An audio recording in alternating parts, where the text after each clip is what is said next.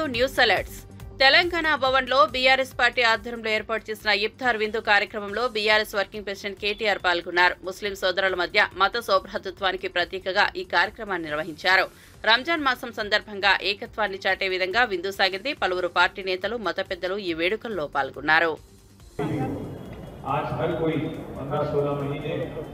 कांग्रेस की हुकूमत देखने के बाद उनके दिल में एक ही तमन्ना है कि कब केसीआर साहब वापस आएंगे और कितना जल्दी वापस आएंगे और फिर एक बार उनको खिदमत देने का मौका कैसे दिया जाए, क्योंकि जो काम केसीआर साहब की हुकूमत ने किया, इंसान को इंसान की तरह देखते हुए, मजहब के नाम पे सियासत नहीं करते हुए, अगर गरीब मुसलमान को शादी मुबारक किया गया तो गरीब हिंदू और क्रिश्चियन बच्ची को कल्याण लक्ष्मी दिया गया। अगर गरीब मुसलमान भाई और बहन को रमजान के वक्त तोहफा दिया गया तो गरीब हिंदू को बदफमा के वक्त तोहफा दिया गया, गरीब क्रिश्चियन को क्रिसमस गिफ्ट दिया गया। वैसे ही हर किसी का रीत और रिवाज का इज्जत करते हुए, इज्जत रखते हुए एक गंगा जमुना तहजीब जिसके लिए हमारी तेलंगाना और हैदराबाद मशहूर है, उसको बरकरार रखते हुए केसीआर साहब ने बहुत काम किया। जैसा अभी हमारे अहमद भाई ने कहा, 204 स्कूल जो कायम किए गए हमारे टिप्स के जरिए, आज जिनमें जबरदस्त तालीम दिया जाता है बच्चों को, 1,40,000 बच्चों को, उनमें एक काबिलियत और दुनिया से लड़ने की हिम्मत, दुनिया में एक अमेरिका जाओ या यूके जाओ, कहीं भी जाओ पूरी दुनिया में, जहाँ भी आप हो, आपको तालीम से जो काबिलियत, तालीम से जो हिम्मत मिलती है, पूरी तरह से जो हिम्मत अफजाई किया जाता है, उसको भी केसीआर साहब ने ध्यान में रखते हुए 1,40,000 से ज्यादा बच्चों को, लड़कियां और लड़के दोनों को भी हुकूमत के जरिए जबरदस्त इंतजाम किए। आज ना रमजान तोहफा है, रमजान में गरीब मुसलमान को तोहफा मिलता है, ना एक मुसलमान मिनिस्टर है, एक रिप्रेजेंटेटिव है गवर्नमेंट में। ये पहली बार है हिंदुस्तान में आजादी के बाद, जहां कहीं भी कांग्रेस की हुकूमत थी, इससे पहले हमेशा मिनिस्टर थे, रिप्रेजेंटेटिव थे, और आज पहली बार 75 साल बाद हिंदुस्तान में एक कांग्रेस गवर्नमेंट ऐसी है जहां पे एक भी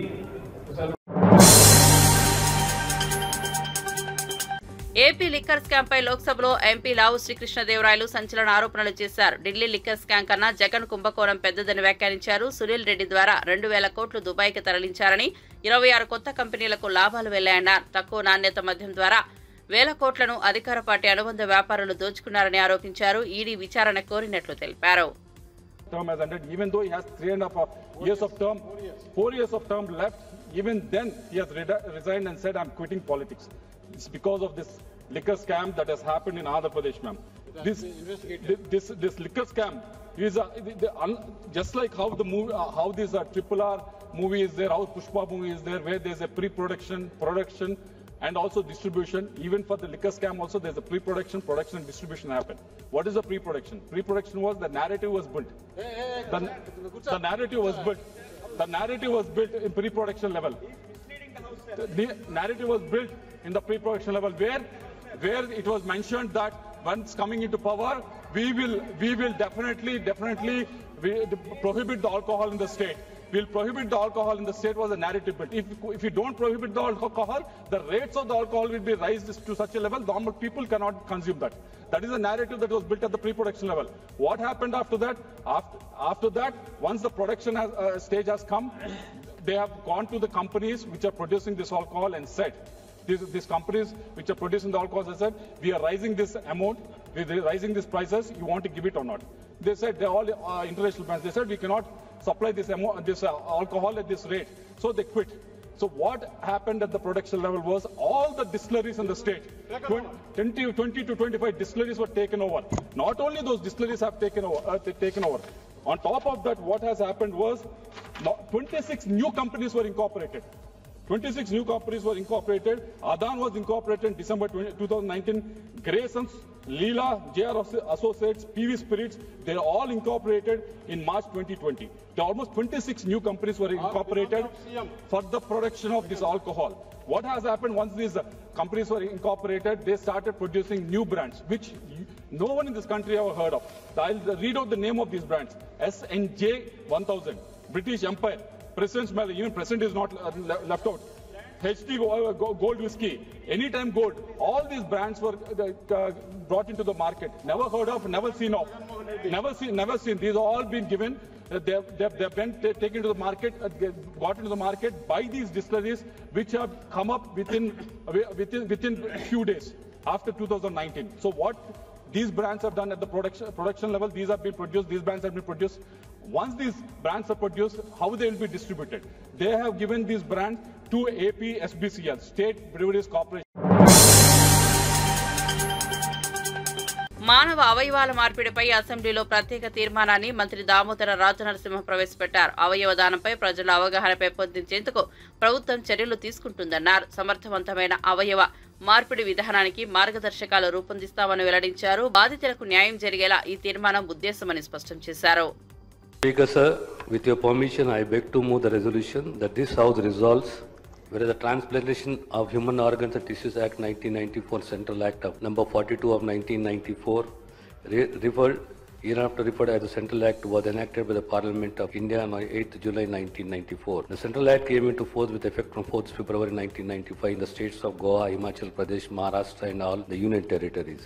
Thereafter, it has been adopted by several states except the state of Jammu and Kashmir and Andhra Pradesh, which have enacted their own legislation to regulate transplantation of human organs via notification number SO80E dated 4th February 1995, via Gazette of India, Extraordinary Part 2, Section 3.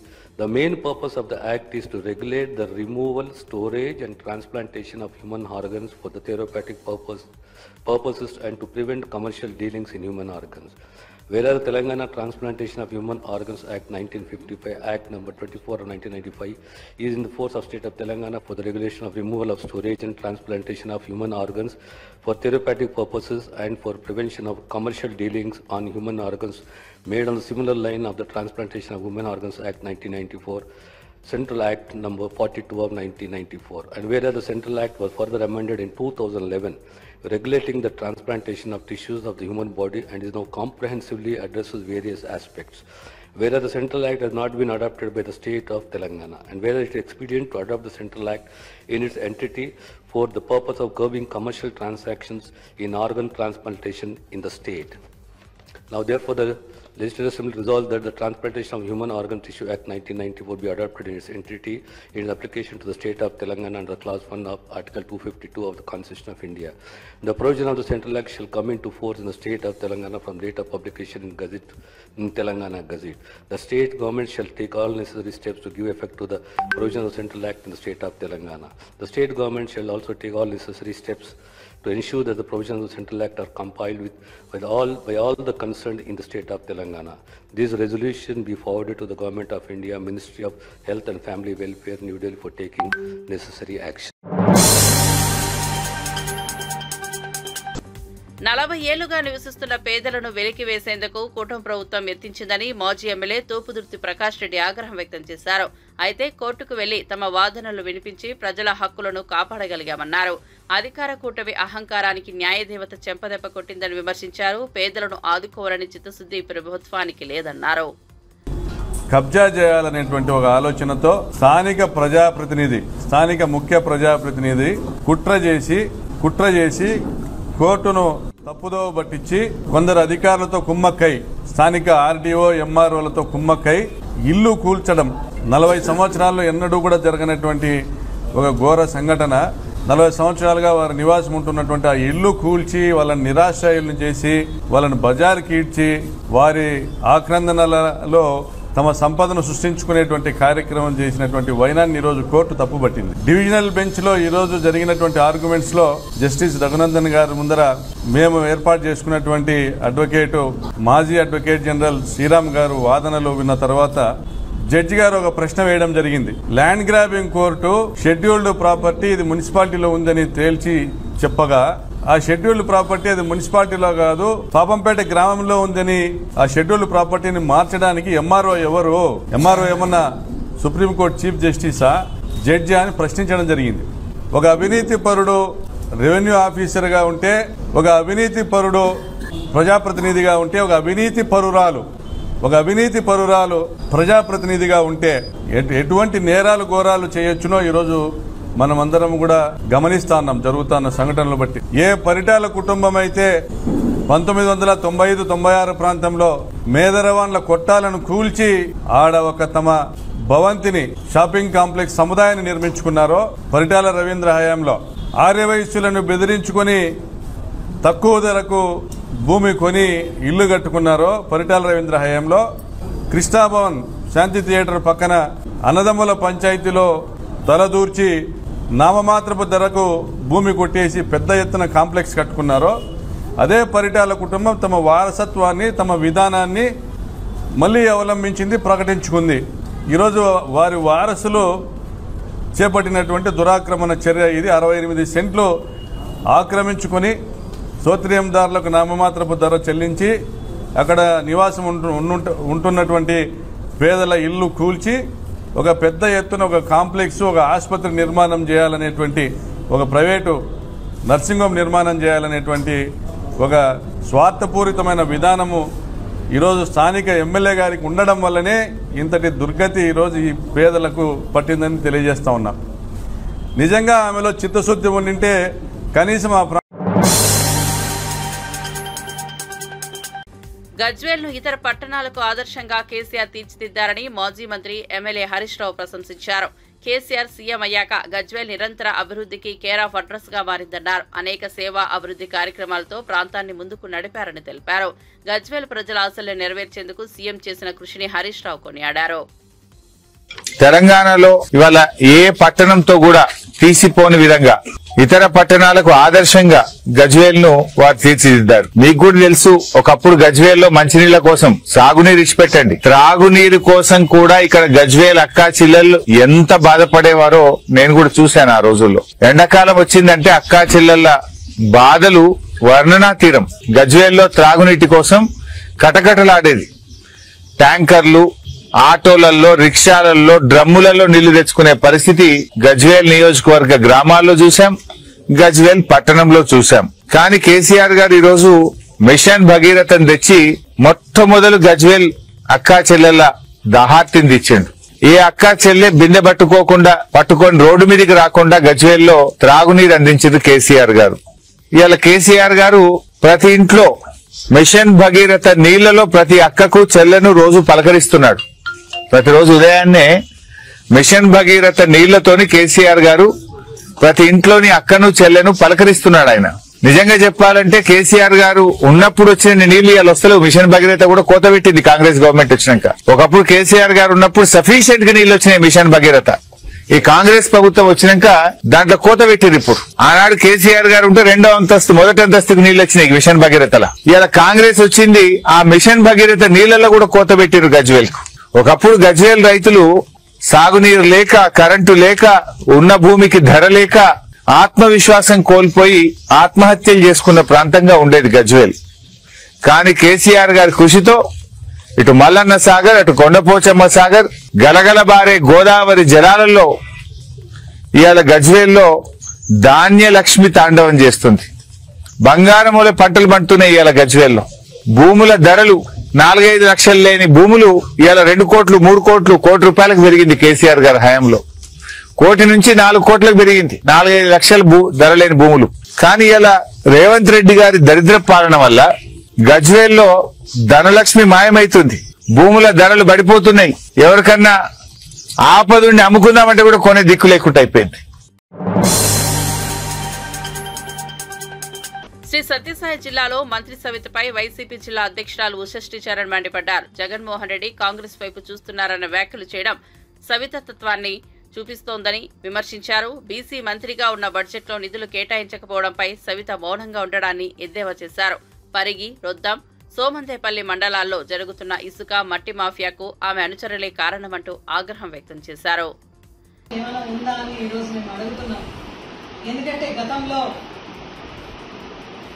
ఆ కాలంలో కాంగ్రెస్ అంటే చాలా strongest party. అటువంటి పార్టీకి సవాల్ విసిరి జగన్మోహన్ రెడ్డి గారు fight చేసి కాంగ్రెస్ ని ఈ ఆంధ్రప్రదేశ్ రాష్ట్రంలో భూస్థాపితం చేసిన వ్యక్తి జగన్మోహన్ రెడ్డి గారు.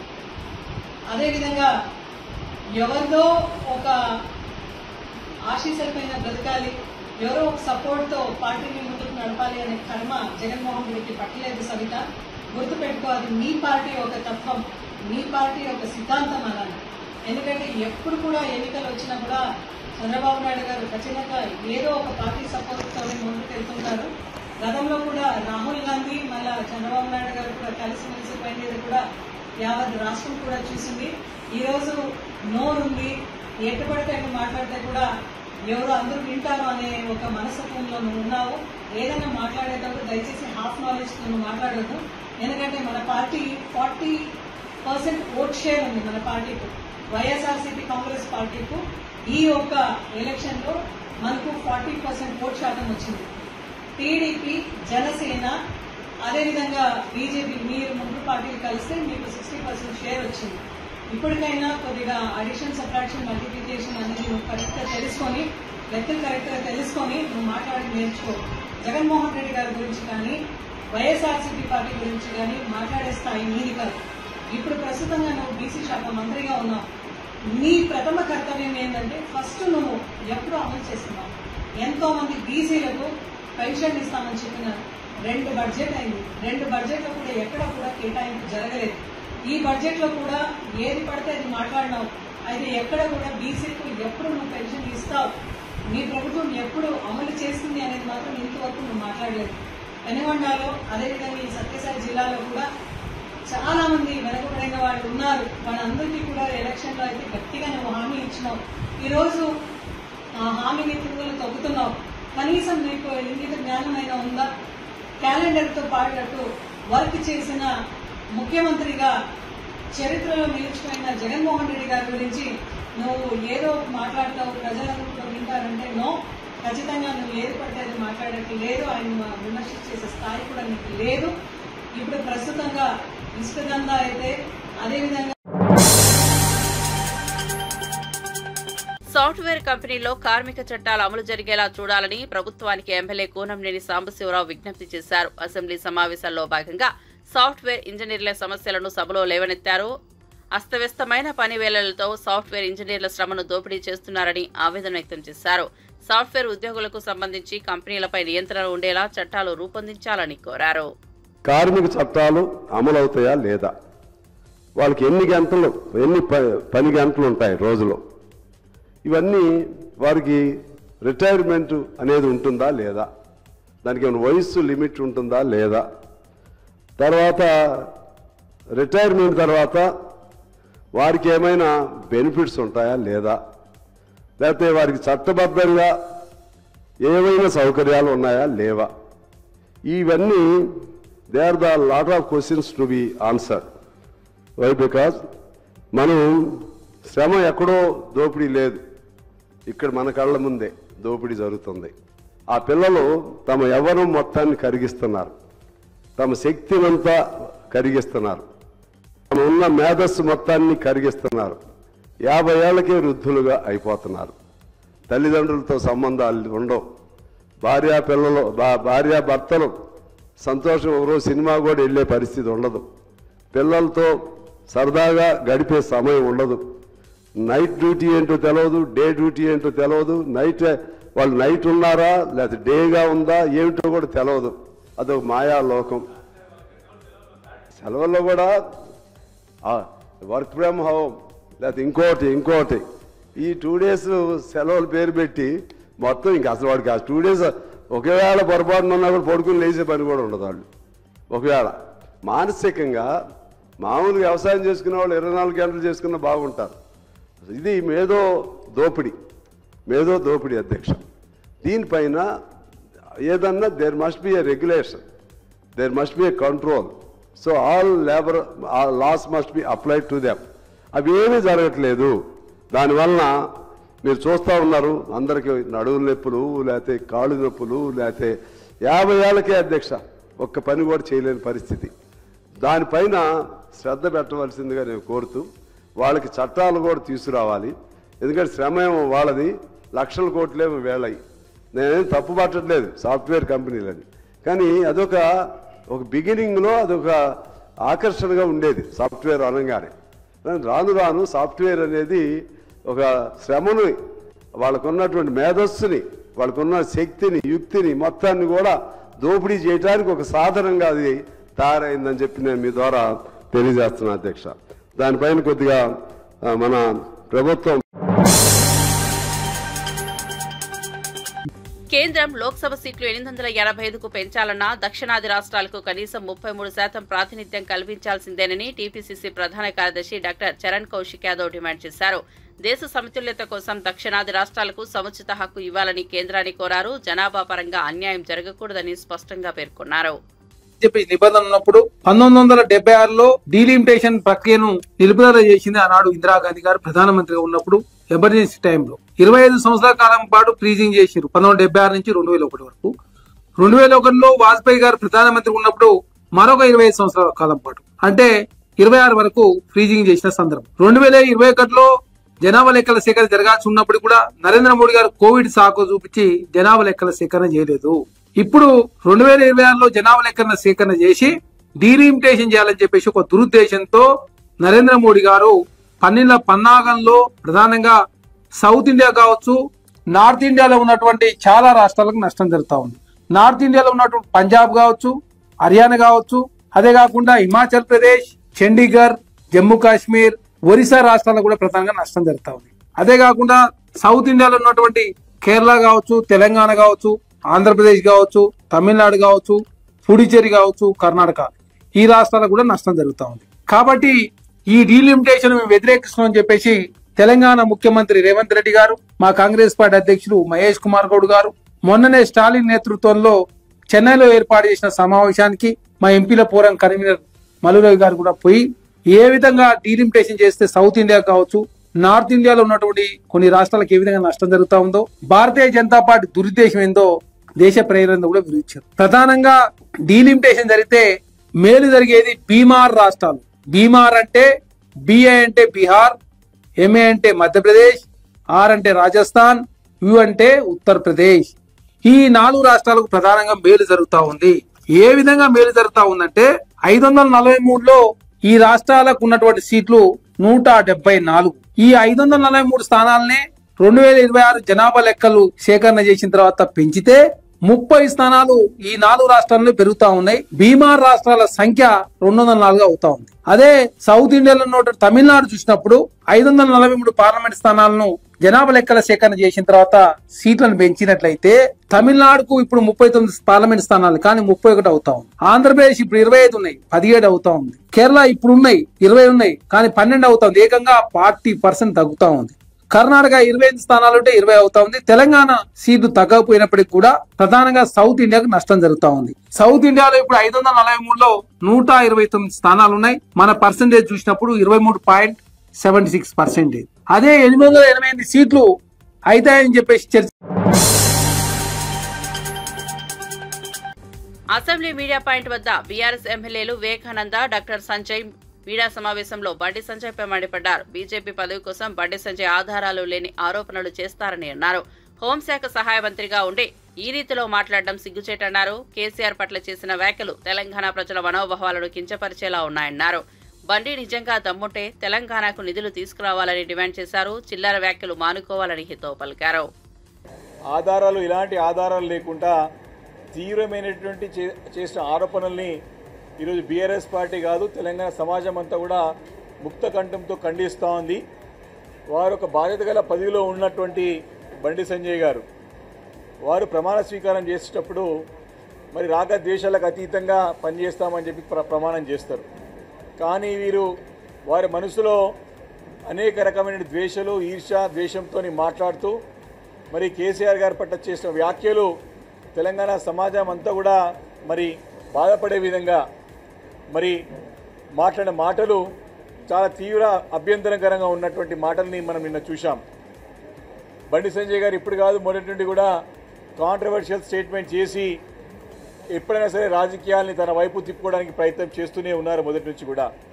ఇప్పుడు కూడా రాష్ట్రంలో బీజేపీ రాష్ట్ర అధ్యక్ష పదవి గురించి తీవ్రమైన పోటీ నెలకొన్న సందర్భంలో మరి చాలా రోజుల నుంచి కూడా ఉత్కంఠభరితంగా సాగుతూ ఉంది. వాళ్ళ పార్టీలో విత్ ఇన్ ది పార్టీయే చాలా రోజుల నుంచి కూడా బీజేపీ అధ్యక్ష పదవిని అట్లా పెండింగ్లో పెట్టారు సంవత్సరం కాలం నుండి కూడా.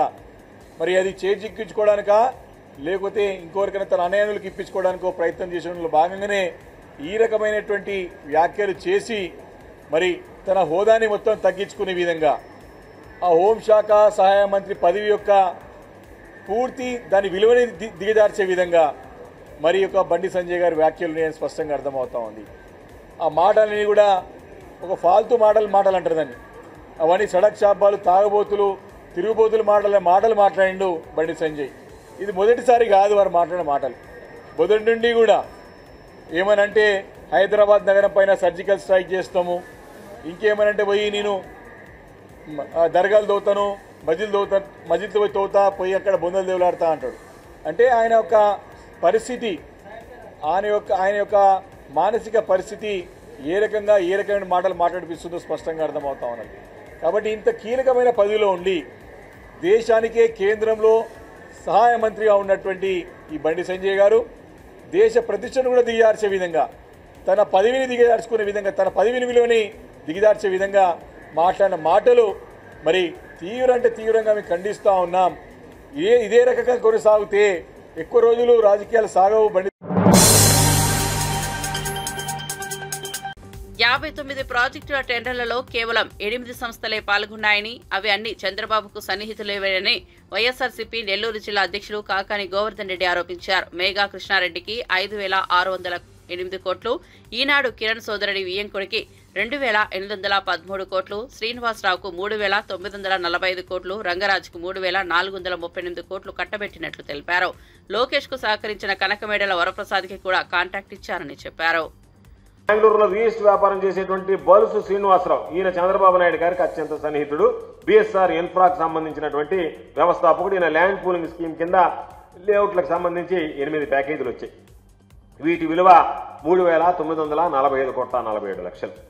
అదేవిధంగా ఈరోజు ఏవి రంగరాజు గారు ఎన్సీసీ సంస్థకు సంబంధించి హ్యాపీ నెస్ట్తో పాటు ఎమ్మెల్యే ఎమ్మెల్సీల క్వార్టర్స్ నిర్మాణం ఓ ల్యాండ్ పూలింగ్ లేఅవుట్ పని ఇచ్చారు. వీటి విలువ ఆయనకు వచ్చినటువంటిది, ఎన్సీసీకి వచ్చినటువంటిది 3,438.21 కోట్ల రూపాయలు. అదేవిధంగా నారా లోకేష్ గారు ప్రాతినిధ్యం వహిస్తున్నటువంటి మంగళగిరి నియోజకవర్గంలో ఆయన ఎన్నికల్లో క్రియాశీలంగా వ్యవహరించినటువంటి కనకమేడల వరప్రసాద్ గారు, ఆయనకు సంబంధించినటువంటి కేఎంఈ ప్రాజెక్టు, ఐఏఎస్ అధికారుల బంగ్లా నిర్మాణానికి సంబంధించినటువంటి పనులు ఆయనకి కట్టబెట్టారు.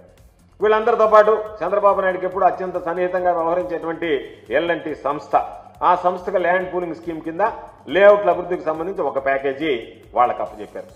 అదేవిధంగా రాజధాని అమరావతికి సంబంధించినటువంటి వరద మళ్లింపు, రహదారుల అభివృద్ధి, ఈ పనులకు సంబంధించి 37 ప్యాకేజీల కింద చేపట్టడానికి 15,095 కోట్ల రూపాయలతో ఏడీసీఎల్ ప్రభుత్వానికి అమరావతి డెవలప్మెంట్ కార్పొరేషన్ లిమిటెడ్ పరిపాలనలు తెచ్చింది. ఇక ల్యాండ్ పూలింగ్ స్కీమ్ కింద ఏదైతే ఉందో ఈ అభివృద్ధి పనులు హ్యాపీనెస్ మంత్రులు, జడ్జిలు, బంగాళాలు మనం ఏదైతే అనుకున్నామో ఆ 22 ప్యాకేజీల కింద మొత్తం 59 ప్యాకేజీలకు సంబంధించి టెండర్లు పిలిచారు. ఆ 59 ప్యాకేజీలు ఆ సిండికేట్ లో మొత్తం చూస్తే 8 సంస్థలే ఉన్నాయి. 8 నేను చెప్పినటువంటి 8 ఎన్సీసీ 6,124 కోట్లు, బిఎస్ఆర్ ఇన్ఫ్రా 6,216.47 కోట్లు, ఆర్వీఆర్ ప్రాజెక్ట్స్ 6,031 కోట్లు, మెగా 7,022 కోట్లు, ఎంవీఆర్ ఇన్ఫ్రా అది ఆయన లోకేష్ తోడలుడికి సంబంధించినటువంటి విశాఖ ఎంపీ భరత్కు సంబంధించినటువంటి సన్నిహితుడికి చెందినటువంటి సంస్థ 796 కోట్ల రూపాయలు. అదేవిధంగా చంద్రబాబు నాయుడు గారితో పాటు ఉన్నటువంటి అనేక కంపెనీలు ఎల్ఎన్టీ మనం అన్నట్టుగా 809.88 కోట్లు, కేఎంఈ ప్రాజెక్ట్ 429.23 కోట్లు, బిఎస్పీసీఎల్ 779.82 కోట్లు. కాబట్టి ఇవన్నీ కూడా నీకెంత నాకెంత, నీకేంటి నాకేంటి అన్నట్టుగా ఈ సిఆర్డీఏ కానీ ఏడీసీఎల్కి సంబంధించి కానీ 59 ప్యాకేజీలు సంబంధించినటువంటి 28,210 కోట్లు, 28,209.62 కోట్ల రూపాయలు 8 సంస్థలకే ఇవ్వండి. రాష్ట్రంలో పెరుగుతున్న పెట్టుబడులు అభివృద్ధిని చూసి ఓర్వలేకనే ప్రతిపక్షాలు విమర్శలు చేస్తున్నాయని ప్రభుత్వ విప్ వేములవాడ ఎమ్మెల్యే ఆది శ్రీనివాస్ విమర్శించారు. ప్రజలకు మేలు జరిగే పనులు జరిగితేనే వీరికి ఇబ్బందిగా మారుతుందన్నారు. తెలంగాణ దిశగా వస్తున్న పెట్టుబడులు ప్రభుత్వ విధానాల విజయానికి నిదర్శనమన్నారు. అధ్యక్ష,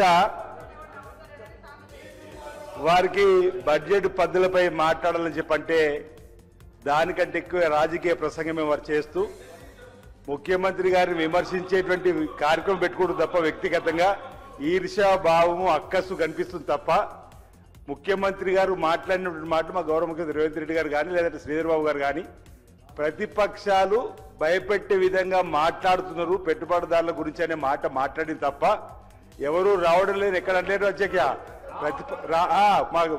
రావద్దు అని భయపెట్టే విధంగా ప్రతిపక్షాలు మీరు బీఆర్ఎస్ పార్టీకి సంబంధించిన మీరు చేస్తున్నటువంటి దాన్ని అలా చేయకూడదనే మాట చెప్పారు తప్ప ఈ రోజు మొదటి సంవత్సరం అధ్యక్ష గౌరవ ముఖ్యమంత్రి రేవంత్ రెడ్డి గారి నాయకత్వంలో ఐటీ శాఖ మాజీ మంత్రి శ్రీబాబు నాయకత్వంలో 48,000 కోట్ల అధ్యక్ష.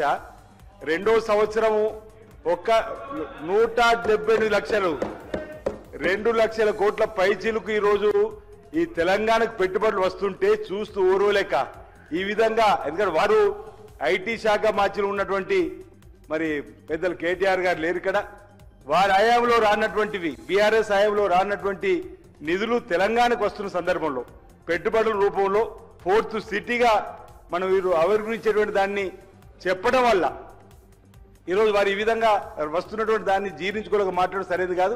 మా గౌరవ ముఖ్యమంత్రిని ప్రభుత్వాన్ని వ్యక్తిగతంగా విమర్శించడం మానుకోవాల్సిందిగా ఈ సందర్భంగా కోరుతా ఉన్నాం. మీ ఎవరిని కూడా భయపడతారు అధ్యక్ష, ఆహ్వానిస్తున్నాం, పెట్టుబడులు వస్తున్నాయి అధ్యక్ష.